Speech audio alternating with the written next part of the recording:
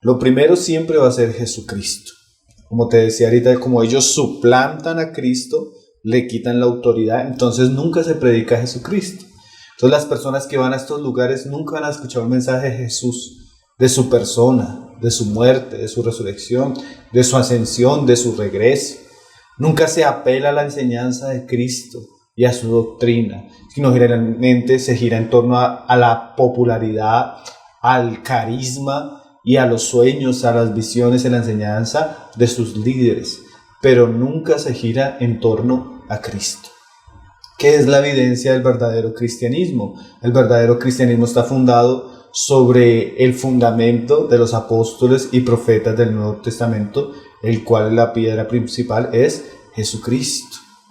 Pablo no hablaba de sí mismo, Pablo no hablaba de sus logros. Pablo, cuando llegaba a una ciudad, él hablaba de Cristo y crucificado. Entonces, siempre que nosotros lleguemos a un lugar donde congregarnos, que estemos buscando una iglesia, el centro de ese lugar debe ser Jesucristo, su obra, su persona, su doctrina y su palabra. Y estas sectas generalmente nunca tienen eso. Giran en torno a sus líderes, giran en torno a su visión, pero no giran en torno a esta verdad.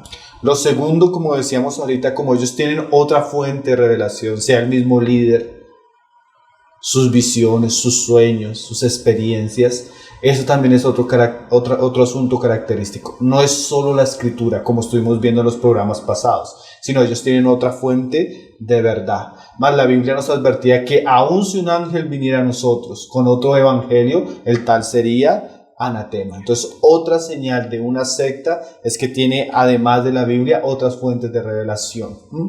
También algo muy característico de las sectas, tú lo puedes ver en los testigos, tú lo puedes ver en los mormones, tú lo puedes ver en los movimientos gnósticos actuales, la cienciología cristiana, es que ellos alegan ser la única iglesia verdadera, la única que tiene la verdad. Solo los que están con ellos pueden ser salvos, solo los que están en esa organización o iglesia tienen la verdad, los demás están equivocados. Entonces, generalmente estas sectas son exclusivistas y atribuyen la salvación solo a los que están con ellos. Por eso tú escuchas hablar a los mormones, a los testigos de Jehová, que los 144,000 son ellos, ¿sí? Porque fuera de ellos no hay salvación. Entonces, eso es un error garrafal y una evidencia que estamos ante una secta, porque la Biblia asegura claramente que la salvación no se encuentra en el lugar que nos reunimos, ni en la iglesia, ni en la organización, ni en la religión, sino que la salvación se encuentra en Jesucristo. Pablo, Pedro y todo el Nuevo Testamento asegura esto. No hay salvación en otro nombre. Solo hay un nombre que fue dado a los hombres para que nosotros fuéramos salvos, y ese es Jesucristo. Todas las sectas siempre tienen eso. La salvación se encuentra en ellos, en estar con ellos, en creer lo que ellos creen. Pero la Biblia nos enseña que la salvación se encuentra en Jesucristo.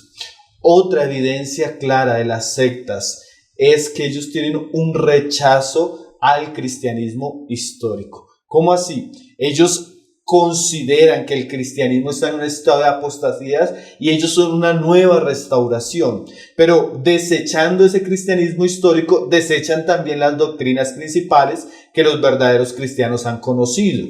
Entonces, niegan generalmente la Trinidad, niegan la divinidad de Cristo, su encarnación, su muerte, su resurrección, su segunda venida pública, el juicio final, la resurrección de los muertos, la salvación únicamente por la fe. Son doctrinas que ellos rechazan al rechazar el cristianismo histórico. Entonces, generalmente estas sectas son nuevas, porque usted va a mirar 1850, 1906, 1948, 1990, ¿sí? Todos sus fundadores y este movimiento son relativamente nuevos, porque ellos generalmente son conocidos por el rechazo al cristianismo histórico.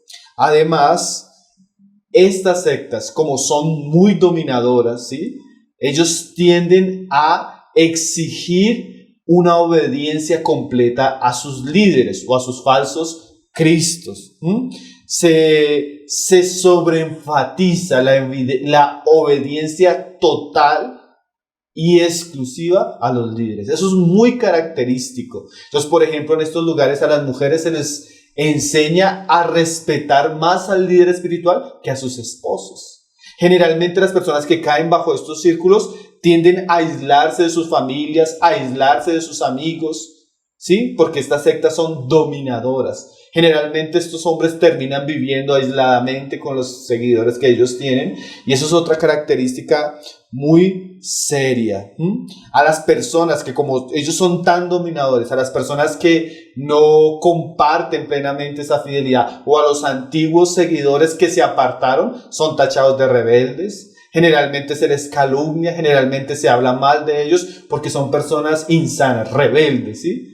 Entonces, como ellos son dominadores, cualquier persona que quiera atentar contra ese dominio, aunque haya sido un antiguo seguidor, es difamado y es desacreditado por ello. Y tal vez lo último que podríamos decir de estas sectas es que siempre hay un abuso económico de sus seguidores. Pedro lo decía, que ellos harían mercadería de la fe. Entonces siempre estas sectas terminan absorbiendo a las personas, absorbiendo el dinero de las personas, absorbiendo los bienes de las personas. Entonces esa es otra señal muy característica de las sectas.